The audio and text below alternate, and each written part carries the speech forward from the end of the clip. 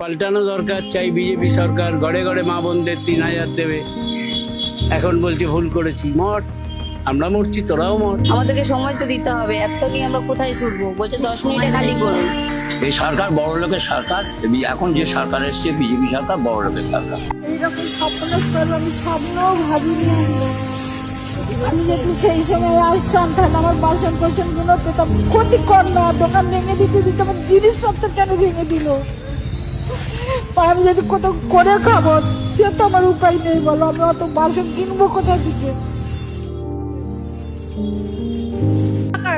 আমার ছেলে মেয়ের পড়াশোনায় দোকান থেকে চলে, আমার পুরো সংসার দোকান দিয়ে চলে।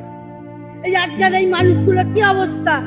বাচ্চা বাচ্চা ছেলে মেয়ে রয়েছে ঘরে, তারা খাওয়া দাওয়া ঠিক মতন দিতে পারছে না, কোথা থেকে দেবে? আর আমরা কোনো জায়গায় ভিক্ষা করেও খেতে পারবো না।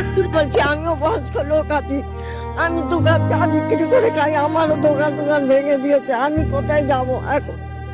হ্যাঁ, আমার এই ছেলে দোকান ভেঙে দিলে আমরা কোথায় যাবো? আমাদের জায়গা আছে টাকা, আর আমাদের আমরা কোথায় যাবো? যাবো কোথায়, করবো কি আজ, খাবো কি আমরা বল? বাচ্চাগুলোর শুকনো মুখে শুধুই তো আজ জল।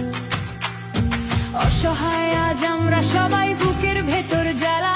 এই সরকারকে ভোট দিয়ে আজ